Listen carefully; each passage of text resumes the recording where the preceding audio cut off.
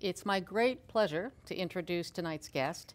Ginger Thompson is a senior reporter at ProPublica, Pulitzer Prize winner, previously spent 15 years at the New York Times. She's been with ProPublica for a little less than 2 years now. She worked for the Times and for other papers before the Times as a Washington correspondent, an investigative reporter, a Latin America specialist, and her stories have, among other things, uncovered Washington's secret role in Mexico's fight against drug traffickers. Ginger and I just met today in person, but I've followed with admiration for many, many years her reporting out of Mexico and Latin America. She's regarded among reporters as one of the great voices out of that part of the world. And I want to start with that, Ginger, because you are known among readers and your colleagues as a Latin America specialist, in particular a Mexico specialist with a lot of work on the drug trade. Yeah. For your December 2015 New Yorker ProPublica story, this is a jointly sponsored big reporting piece in the Reporter at Large section of the New Yorker. We open finding ourselves in a hotel room in Ghana with two Malians. Help. How did we get there? Tell us a little of that journey for you. Well, for me, the journey began years ago. I was at the New York Times, and in about 2011, I read a story in the paper that I worked for about three men, who had been whisked from Ghana, flown to New York, and charged as Al-Qaeda operatives. The DEA had begun pursuing what they described as narco-terrorists. And I was writing about the drug trade and knew a lot about violent drug traffickers from my time in Latin America. But this whole sort of idea of narco-terrorism was new and curious to me. And I was drawn to it because I had written for so long about the drug trade. You know, I was looking for something new, looking for a new way, and this seemed like a new front in the war. And so I sort of decided that I would start to look at who these men really were. I was busy with Mexico at the time, and so I sort of had to keep just half an eye on it. But I always thought that if I could, write in depth a story about sort of, a different kind of a drug organization, I'd like to come back to that. It didn't happen while I was at the Times. When I went to ProPublica, they sort of said, "Are there any interesting stories on your old story list that you'd like to take a look at?" And I thought about the Malians, and I figured out where they were. One of them was just about to be deported back to his country. So I read the case file. I read sort of from the case file what had happened to his case and essentially how that case had fallen apart. And then I went to see him in prison and asked if he would talk to me. He said I could show up. I did show up. When I did, in Colorado, he was in an immigration detention center in Colorado, again, about to go home. By this time, he had learned a lot of English. He was a big basketball fan. And so we sort of talked about his life in the United States and what his life was like in prison, but he didn't want to talk about the case because he was afraid that anything he told me could have some impact on whether he'd get to go home or not. So he said to me, once I get home, if you want my story, come to Mali, and I'll talk to you about it. And so when he went home, I followed him to Mali. The word narco-terrorism started floating around about 30 years ago, right? Mm-hmm. I think Peruvian President Belaúnde Terry used it. That's right. As you began working on this story, how were people defining this for you? Because one of the central questions, I'm sure, for this audience is, what is the nexus between what we think of as terrorism and what we think of as terror-inducing activities that are committed by people whose primary interest is getting rich off of drugs? I think the difficult part of the whole sort of what is narco-terrorism is essentially the terrorism part. I think, you know, there is no universal agreement on what terrorism is. You know, the United States has definitions, and the FBI's definition is a little bit different than the DEA's definition, and a little different than the CIA's definition, and certainly our definition is different than Europe. You know, in Latin America, the term narco-terrorism began, you know, when the South American countries like Peru and like Colombia were fighting guerrilla movements that were trying to topple their governments. And so in Peru, the president there began using the word narco-terrorism. Reagan used the word narco-terrorism in order to justify sending troops into South America to help South American governments fight against these guerrilla movements. But it really sort of took hold and gained currency in Washington after 9/11. And it was after 9/11 that President Bush decided that he wanted to engage all of America's security forces in the fight against terrorism. He wanted all agencies to submit proposals to him to demonstrate ways that they could contribute to the global war on terror. And so the DEA, you know, with strong encouragement from the White House, put together what is called a narco-terrorism program. And according to that definition, the DEA's definition, when it established this program or began to pitch this program to Congress, the concern that they discussed was that drug traffickers were going to, that terrorists, I'm sorry, it's actually the reverse, that terrorists had gotten into the drug trade to finance their activities, right? So that the groups that were a threat to the United States would use the drug trade, and it makes a lot of sense. The drug trade is sort of one of the easiest, most lucrative criminal endeavors in the world, you know, and so it seemed to make a lot of sense that Islamic extremist organizations would see an opportunity in the drug trade and pursue alliances with drug traffickers to help support their activities. And so they pitched this to Congress, won significant support from Congress. Bush was all in, President Bush was all in, and happy to provide the DEA resources to begin the pursuit of this nexus between the drug trade and Islamic extremism around the world.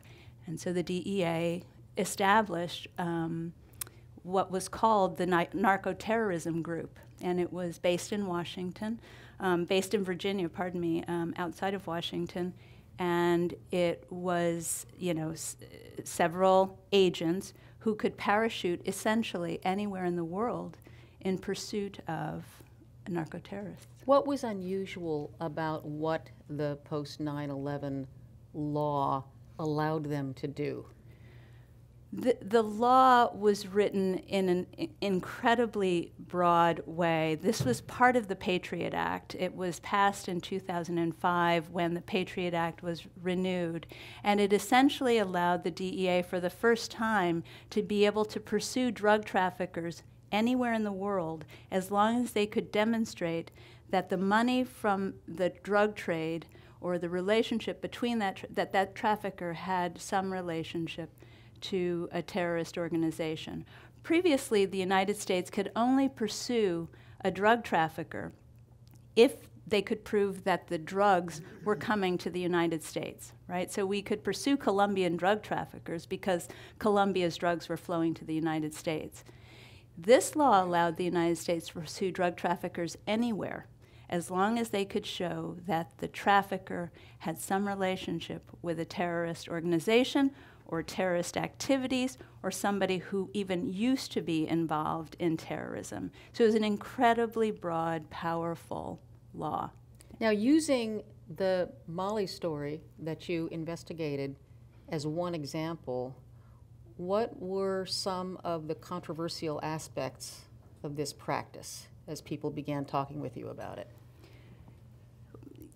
What you began to see when you, at least when basically the DEA began to pursue and arrest so-called narco-terrorists around the world, in West Africa, in South America, in Afghanistan. Afghanistan, it was the first time, in fact, Afghanistan was the first time that the DEA had operated in a war zone. And so I'm not sure how to best answer that question, but all of the cases, I decided to take all of the cases and look at whether any of the people who had been arrested were narco-terrorists. I mean, I wanted to see what had the United States gotten for this program, which involved a lot of resources around the world and relationships with governments around the world. And what we learned was that all of the cases, no matter where they happened, followed the same script. And that was that the nexus between drugs and terrorism was written in the conspiracy, or was part of the conspiracy that was written by the DEA. In other words, there was no narco-terrorism except for the conspiracy that had been created by the DEA to trap a targeted criminal. Because the DEA was using informants and sting procedures over and over again in these cases. Right. Explain how that was working.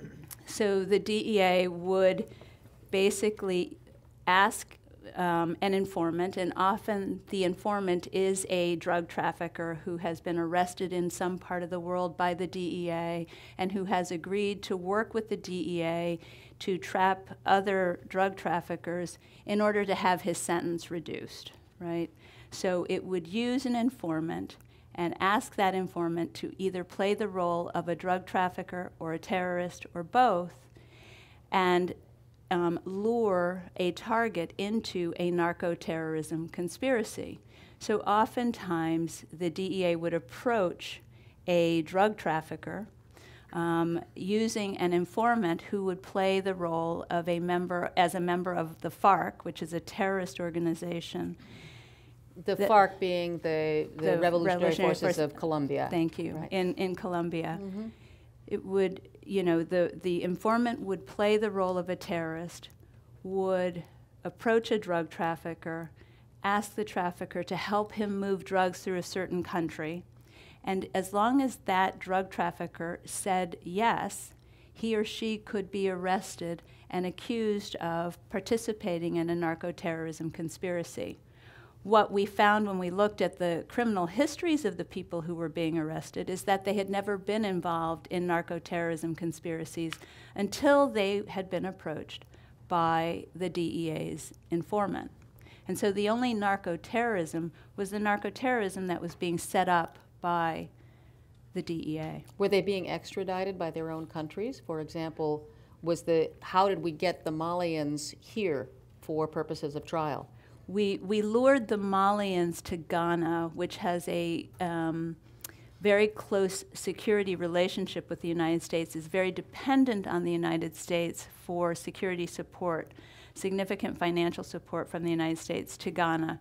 So we lured the Malians out of Mali because the United States actually does not have a good working relationship with Mali, and Mali does not have an extradition treaty with the United States. So we wouldn't have been able to take them out of Mali. We wouldn't have gotten them. We lured them to Ghana, and they were arrested there. And the Ghanaian government essentially turned the Malians over to the DEA, and the DEA flew them to the United States. So playing the role of some of the kinds of people who defend these programs that I gather from your articles you've spoke to in the DEA, how would you answer the DEA person who said, look, these are bad guys. They are very bad guys. They are bad guys because they traffic drugs and because we know that they talk to groups that also use terror politically. Right. We need to get them any way we can. And this law simply gave us more tools for bringing in more bad guys. Right. That is a good thing, both for us and for the countries that would be harmed by the people that we're bringing in. You talk to a lot of critics of this practice. How might they respond to that? Well, several ways. In some cases, these are bad guys. One of the people that the DEA trapped through the narco-terrorism net was Victor Boot, a large, well-known arms trafficker. And I think many people would agree that he should be arrested.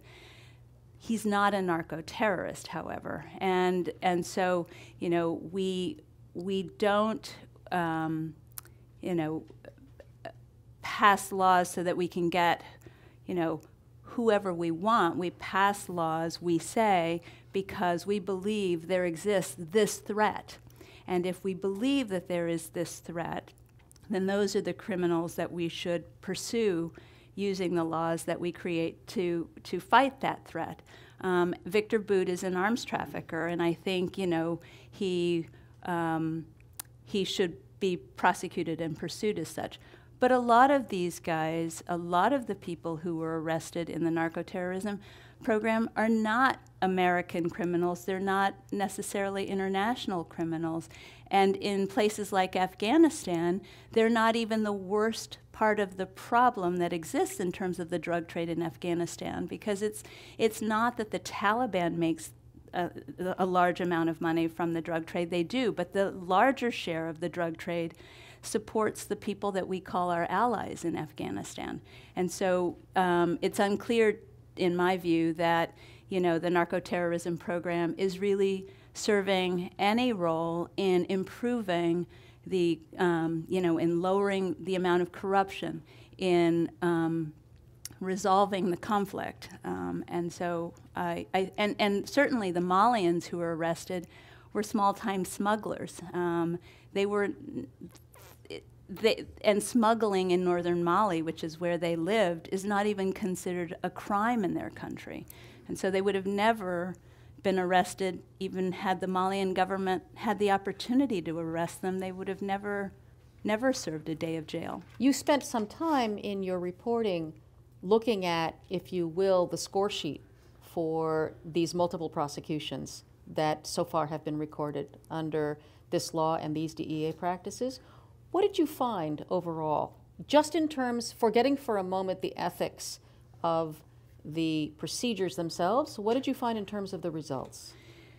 That there were 37 cases that we had access to, and that in all but a few of those cases, there was not a single terrorist or member of a terrorist organization. In fact, there was only one person who was possibly linked to the Taliban. There was not any sort of significant members of the FARC, of Hezbollah, of ISIS, to be sure, of Al-Qaeda. There just weren't any terrorists in the bunch. Some of them were drug traffickers, some of them were arms traffickers, some of them were petty smugglers, like the guys from Mali. But they certainly weren't narco-terrorists. Some of them were, there was an Afghan drug trafficker who was considered a fairly big drug trafficker, but he was not a narco-terrorist. He did as much business with the Taliban as he did with the Afghan government. He was at one time considered an informant for the CIA. And so there wasn't a narco-terrorist in the bunch. What did this do for the general budget and power and size of the DEA? The DEA's budget, their foreign operations budget during this time expanded by 75%. It gave them great cachet. They were invited for the first time to be a part of the national intelligence community, which is considered sort of the A-team in terms of intelligence for Washington. So it really raised their profile and their stature. You talked to there were a couple of quotes in your story that were particularly telling, as I recall, when you were talking both to people inside the DEA and people who had been quite close to the DEA as these changes were coming through. Tell us a little bit about what people said this would do for the DEA in terms of its own role in federal prosecutions. And I think one of the most interesting things about the narco-terrorism statute is that it exists for everybody to use, and no one has used it except for the DEA. The FBI has access to the narco-terror statute. Homeland Security has access to the narco-terrorism statute. The only agency that has tried to use it is the DEA. And I, spoke at length to people at the Pentagon, to people at the FBI, to people at the CIA about just how much a threat narco-terrorism is. And no one wants to say that narco-terrorism doesn't exist because, look, we've seen in Colombia where the FARC had used the drug trade, certainly, to finance its activities. And there was a lot of concern that other Islamic extremist groups would follow the FARC model. And it makes sense that they would. It's just that no one was seeing it. No one was seeing it on the ground. The FBI wasn't seeing it on the ground. The Pentagon wasn't seeing it on the ground. The only people sort of raising this over and over again as a threat to the United States was the DEA. And so it became a thing that was important in terms of expanding the DEA's budget and raising its stature. But the FBI, one senior official in the FBI told me, I sent several people to embed in the DEA's offices and said, okay, you've got a terrorism problem here, let's work together. And he said, I pulled them out after 1.5 years because we were never making any cases that were representative or that reflected the kind of terrorist threat that we at the FBI believed we should be worried about, which were the kinds of people who wanted to fly airplanes into American buildings or the kinds of people that wanted to blow up an American airport. And those kinds of threats they weren't seeing in terms of, the drug trade. Well, central to this entire concept is a definition of terror. Is it written into the law? It is written into, the Justice Department has a definition for terrorism, right? And it has to be a crime or a violent act that is aimed at influencing the way the government behaves or changing the government. Okay, so how does our governmental definition of terrorism apply or not apply to what you know very well, better than most, has been going on in Mexico for the last 15 years? Nearly everything that you just said could certainly apply to the cartels in Mexico. Right. Why are they not considered terrorists for purposes of this law? I actually asked someone in the Justice Department that question who works a lot on Mexico, and he said there was a lot of talk about declaring the Zetas or declaring the Sinaloa cartel a narco-terrorist organization. But we have a very important security relationship with Mexico. And the last thing they want is for us to call their criminal organizations terrorists, because it then gives us certain authorities to begin to pursue, in a surveillance kind of way and in an operational kind of way, criminals in their territory. Explain why that's not a good idea from Mexico's point of view, given the scores of thousands of people who have died, far, far more than died in what we consider terrorist incidents in the world, who have died in Mexican drug cartel campaigns of terror. Well, Mexico has a very sort of conflicted relationship with the United States in that we work together with Mexico in myriad ways. But, Mexico is very careful about its sovereignty and very reluctant to have the United States operating in terms of its troops and in terms of its law enforcement agents on Mexican territory. It's not that it never happens, but it happens in very limited ways that Mexico likes to feel it controls very carefully.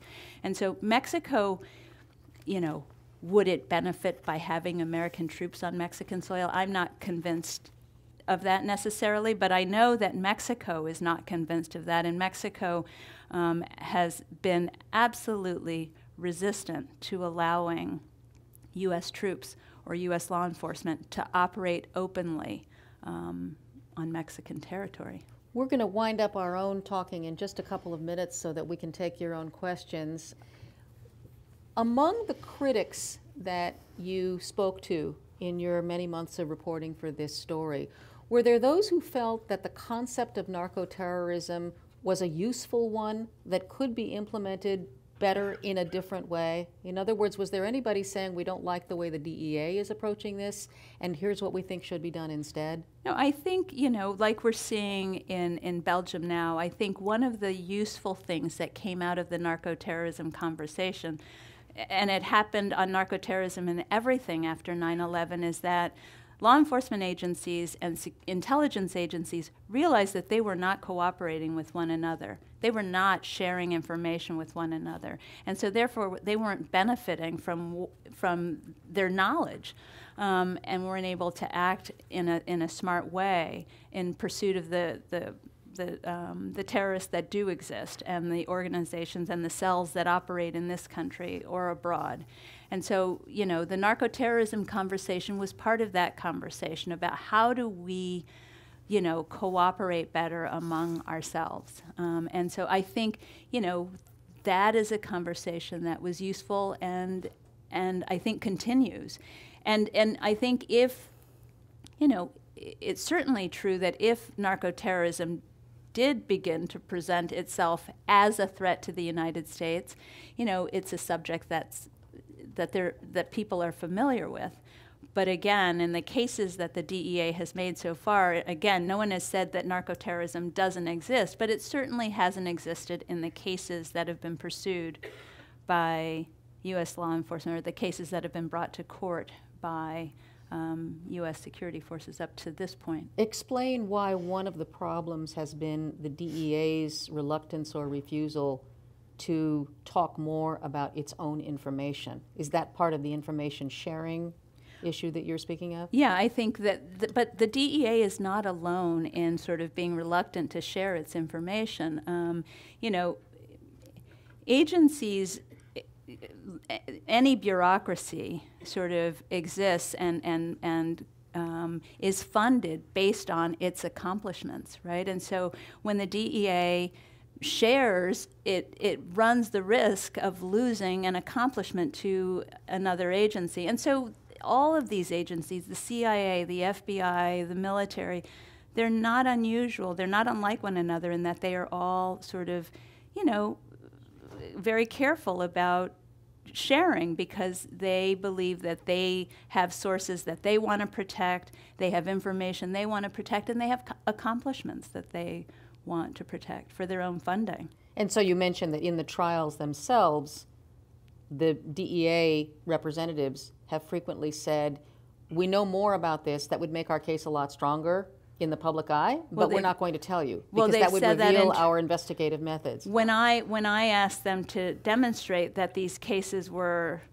narco-terrorism cases outside of the sting operation, that was their answer to me, is that, we don't have to present everything we know about your Malians, for example, in court. We know a lot more about them, but we didn't have to present all of that in court. The law is written in such a way that it's very easy to win a conviction in these cases, and that's why so many of the people who are targeted in these cases end up pleading guilty. They very rarely go to trial.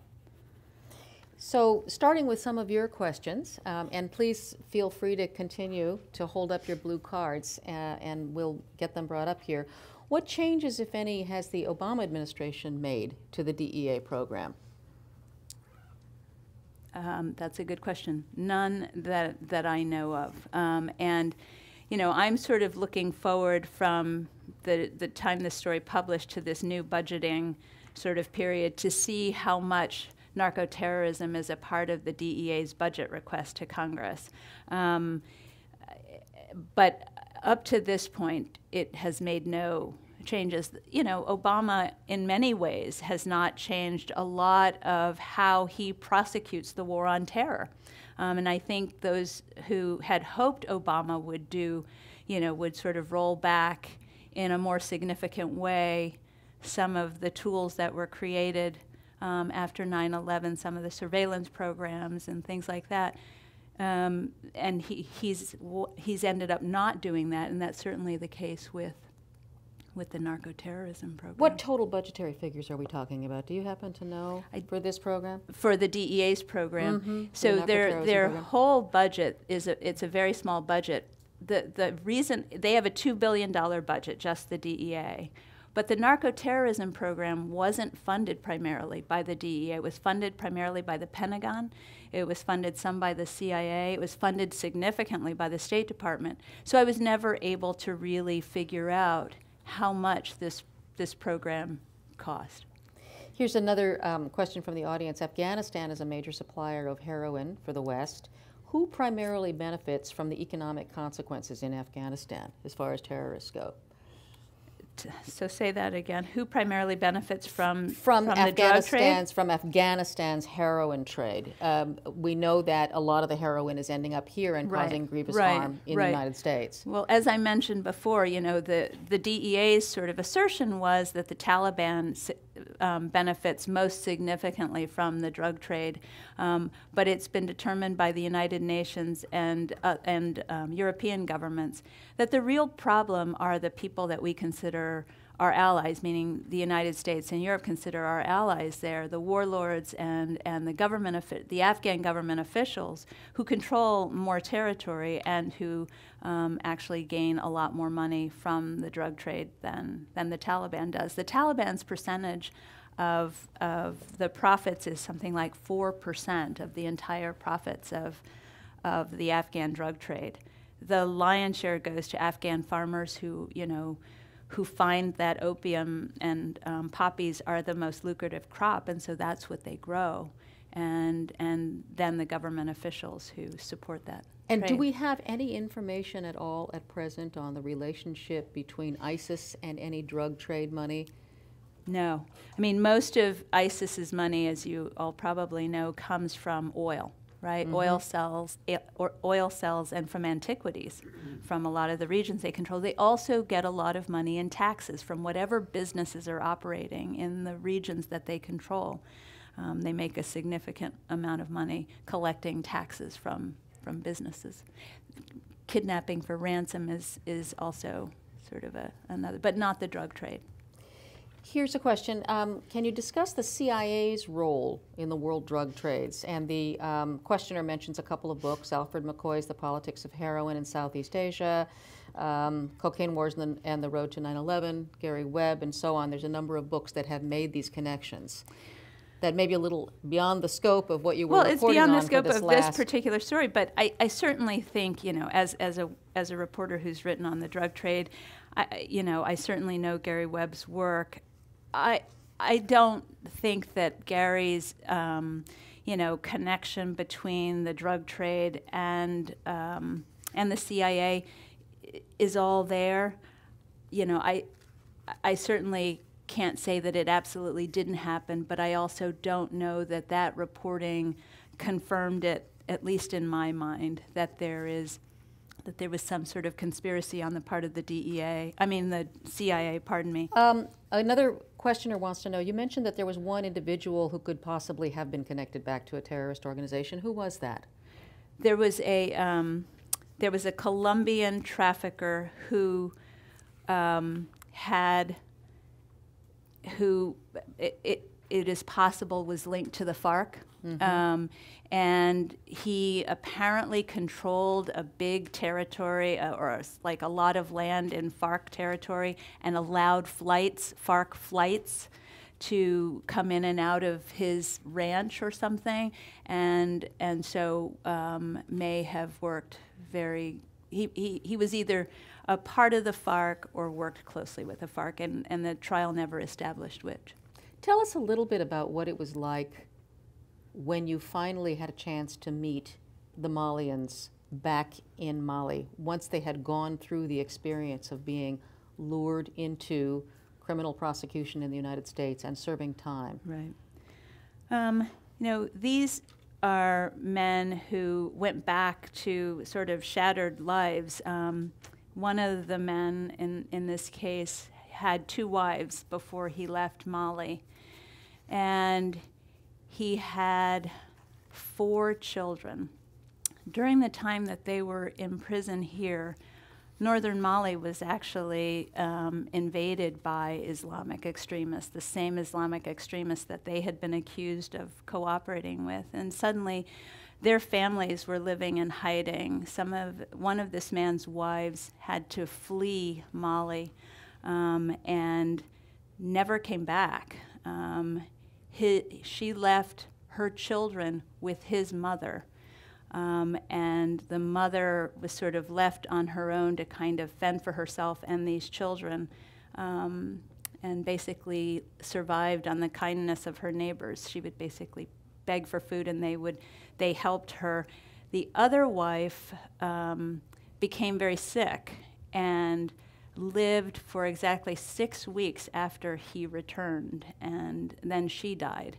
And so he, when I met him, was back in Mali looking for work and trying to raise his children without his wives and his mother. He was with his mother and his mother.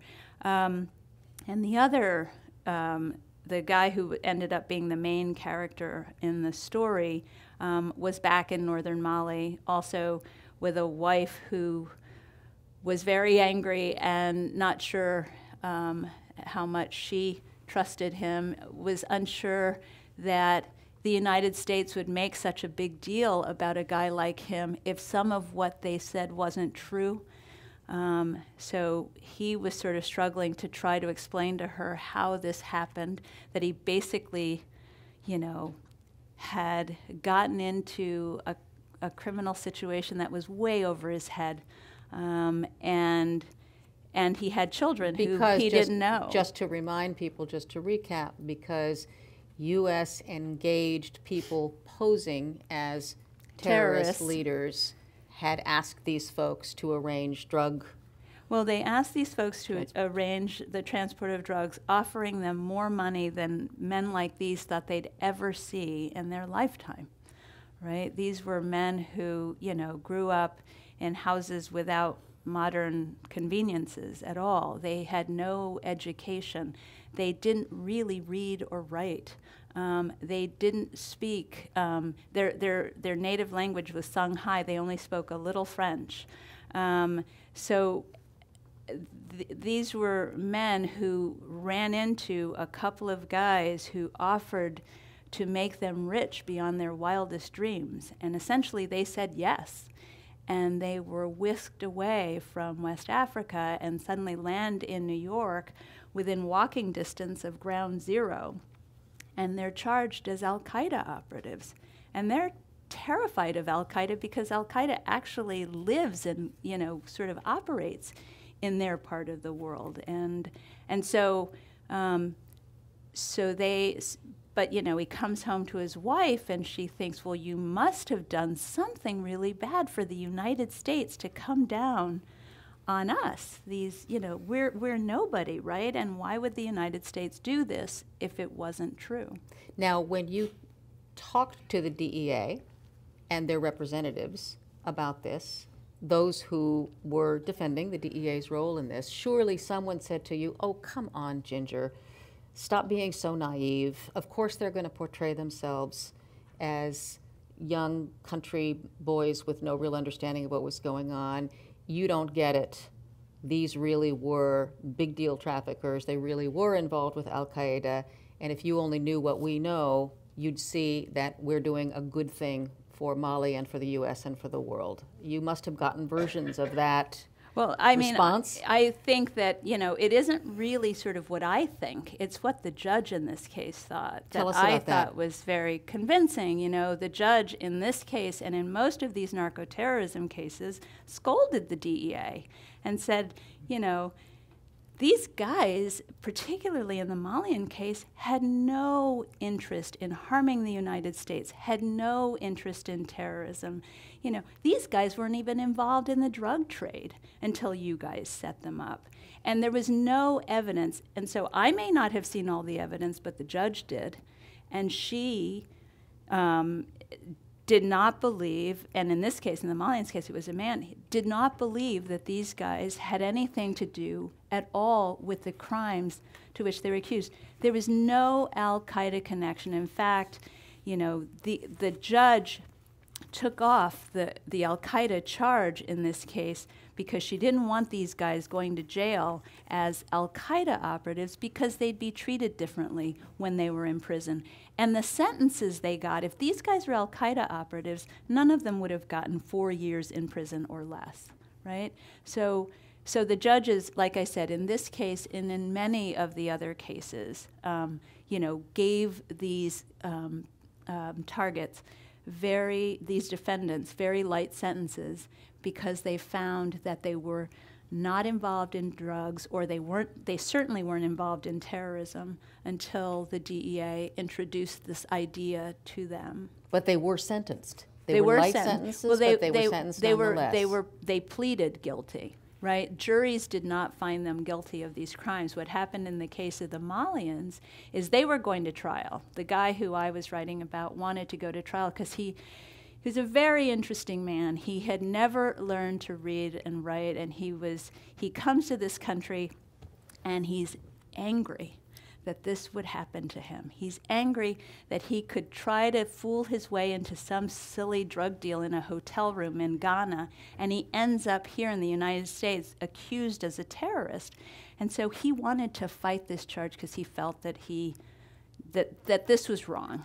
And until the day before the trial was to begin, they had picked jurors and everything.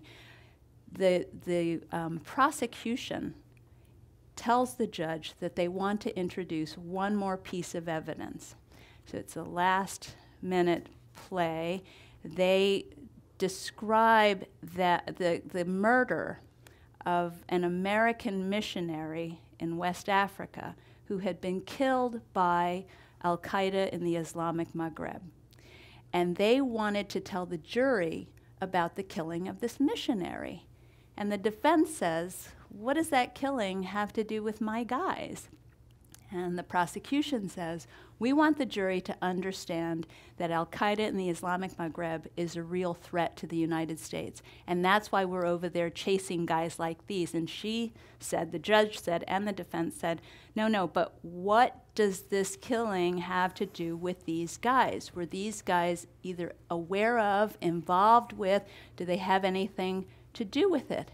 And they said, Judge, we believe this is important. They submitted the paperwork. The judge says, I will consider this back in my chambers. She goes back and sort of begins to sort of think about whether she's going to even admit this evidence. But at this point, the defendants have seen these pictures of the al-Qaeda operatives sort of posed next to, you know, European-looking kidnap victims, and the guy who I interviewed, Haruna Toure, said these terrorists looked a lot like us. They looked a lot like us, and I was afraid that a jury would see those pictures and look at us, and there's no way that they would find that we weren't connected somehow to this group. And he pulled his attorney aside, and his attorney really was disappointed. His attorney was like, let's not do this, come on, we've got a good case. And he said, I want to plead. And so he pled, and he was sort of the leader of this group of three. They all sort of followed his example, and once he decided to plead, the others decided to plead. And so they pleaded guilty to a narco-terrorism charge, but they would only accept the connection to the FARC. And they accepted the connection to the FARC because the informant who lured them into this conspiracy portrayed himself as a FARC member. But they would not accept the Al-Qaeda connection because they just were adamant that they had nothing to do with Al-Qaeda and they weren't interested Well, that in connects Al-Qaeda. to an audience question is, do you know how in these DEA stings, in general, the targets have been chosen? For example, the Malians. Yeah, I know how the Malians were chosen. What happens is the DEA will hire informants, as I said, who are motivated to help the DEA make cases because they get paid a lot of money. In the case of the Malians, there were 2 informants. Each one of them made over $300,000 for their work on this case, right? So they're motivated by money, just the way the Malians were motivated to accept the conspiracy for money. So the DEA offers a lot of money to informants, but you only get paid if the case goes to court, if there's an arrest. You don't get paid if there's no arrest. So West Africa was this place where the DEA had never really worked before. They were heavily reliant on their informants to tell them what was going on there, to tell them who were the bad guys. Because they didn't have, unlike Mexico, where they have lots of agents who are Spanish-speaking, who live in Latin America, who know their communities, who can do the intelligence work themselves. In places like West Africa, they're entirely reliant on informants to identify the bad guys. And they had an informant who had worked with them in Muslim communities and Arab communities in South America and who did business in West Africa, and they asked him to help them identify narco-terrorism targets in West Africa. And he had friends who did business there, and those friends said, we can help you find someone, and one contact led them to another contact that ultimately led them to the Malians. But basically, one of the Malians did work for a friend of an informant, and he said to him, hey, do you know anyone who'd be willing to help us move drugs and money across the desert? And the employee said, oh yeah, I know someone who can help do that. And he goes and he finds his Malian friends and he says, hey, we have a money-making opportunity here. There's a guy in Ghana who's offering tons of money if we can help him move drugs across the desert. And they're thinking, well, yeah, we can go to these guys. We're from Mali. We can go to these guys and tell them we can help move your drugs across Mali. They don't know whether we're really going to move the drugs or not. We'll just take the money and the drugs from them and we'll disappear into the Malian desert and we'll never see them again. They'll never see us again. And it just went all the wrong ways for them once they agreed. So this is going to sound like a peculiar question, but what's the central biggest problem here? This is not a great scenario, obviously, that you lay out. But is the problem that we end up luring people who perhaps get overcharged for crimes that don't merit it? Is the problem that we are spending a lot of money on cases that don't have much impact? Is the problem that we are throwing ourselves in the wrong direction at problems that really do require some kind of attention, which is the funding of terrorist groups and the international distribution of drugs? I think all of the above. I mean, I think that, in a way, the sort of pursuit of narco-terrorists allowed the DEA to take its eye off and allowed a certain part of the government to take its eye off what the real threats are. While we're using all of these resources to chase narco-terrorists who end up not really being a threat to the United States, we're missing the people who really are a threat to the United States. And so it's terrific in terms of the DEA's resources and the DEA's sort of, prestige, but has it really made the United States safer, right? And when you look at these cases, you just have to say no. It just didn't. One of the audience members wonders how this concept, both legally and in a broader sense, affects any sorts of progressive solutions to the war on drugs. How does it affect any progressive solutions? I mean, I think that what it does is it it just has us talking about the wrong matters. It has us chasing the wrong problems. It has us chasing the wrong people. It has us distracted away from things that might actually, change the nature of the game, change the nature of the drug trade, and so I just think that it's opening a new front on a war that's already been sort of widely considered a failure, and we continue to sort of throw good money after bad in some ways. One of the audience members wonders what happened to those informants in the Malian case. Oh, they're still out there. They're still out there, and in fact, with other alternate identities serving as informants. They're still in serving other as situations? informants. They're still serving.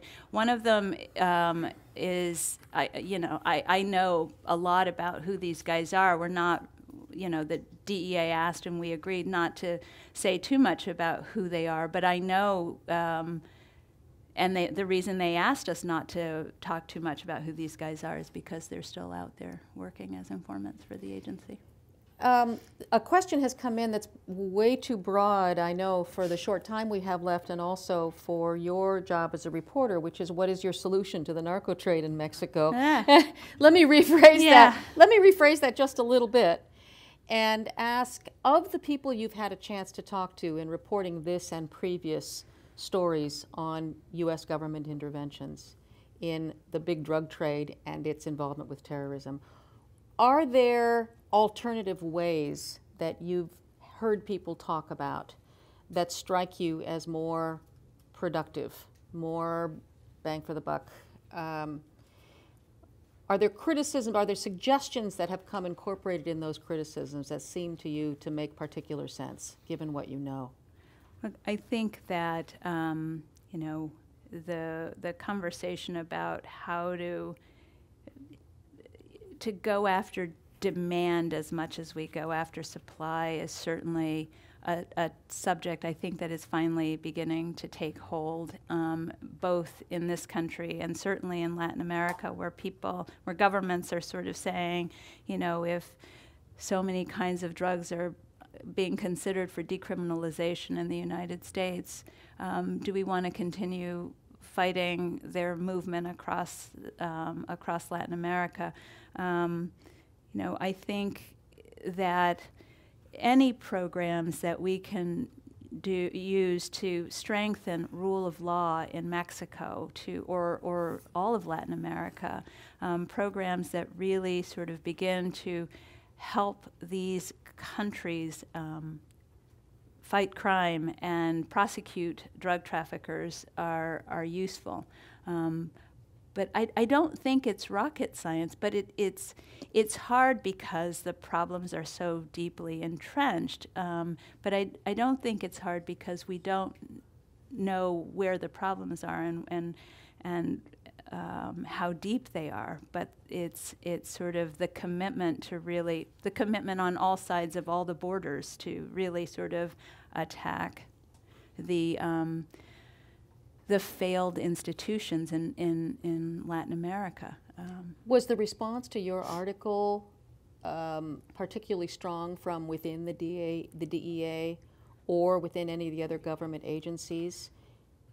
It was surprisingly not strong. I think the DEA, clearly made clear its displeasure with the story, but I'm not surprised by that. What I think was a little more disappointing to me was how little of a conversation I think it has sparked inside the Justice Department so far.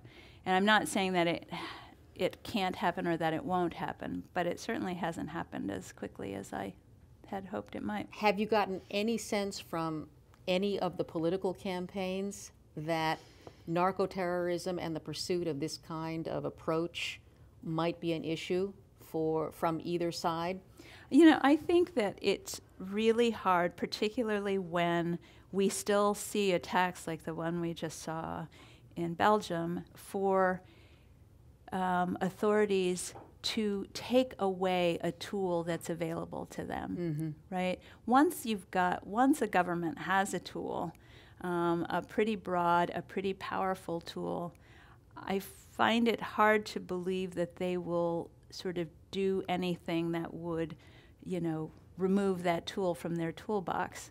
What I would like to think could happen is a new conversation about the best way to use the tool, and whether you use it at all when you're not sure that that's, when that's really a threat that you need to be fighting anyway. So, was there any conversation that came your way after the horrible news about Brussels that related back to the reporting that you had been doing on narco-terrorism? Any of your sources calling you to say any version of "we told you so" or "it's getting worse" or anything like that? No, what's interesting, and I have had a couple of talks with friends, what's interesting about the Paris attackers, and it seems the Belgium attackers, is that these were people who were involved in crime, right? They were low-level criminals who had been known to the police before these attacks.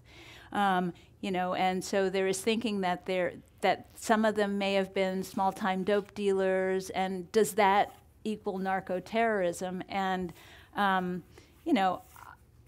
I don't think so. I think that what happens is that, these extremists often find followers in communities where there are petty criminals who are marginalized and isolated from opportunities that are available to them. So they come from poor communities, they come from isolated communities that don't sort of enjoy some of the same opportunities as the majority communities, as the white communities. And so I think the fact that ISIS or other extremist groups find followers in those communities does not rise to sort of this idea that ISIS has also gotten into the drug trade to support its activities. It's a different thing.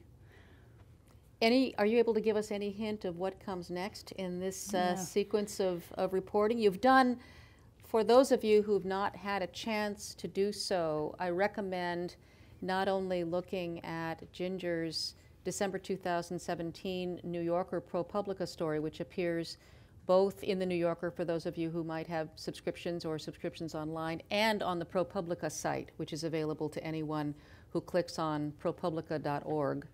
And in addition, there are a couple of features, including a, how shall we describe it? A comic is the wrong word. It's definitely not humorous. A graphic artist style summary of 5 of these prosecutions, which is really engagingly done. Well, thanks. And interactive. Thank you. And there are a number of other follow-up articles as well. So any additional stuff in the works that we should look forward to? I am going to probably do a drug story, and it will probably be based out of Mexico, but I don't really want to talk too much more about it than that, not because it's some super secret, but because I'm a writer who sort of, spends as much time conceiving what the story is going to be, and it's not fully conceived yet, so it's just not a story that's fully formed is what I'm doing. Well, thank you for the ones you've given us that have been fully formed. Thank you. And thank you all very much for joining us tonight. Thank you for being here.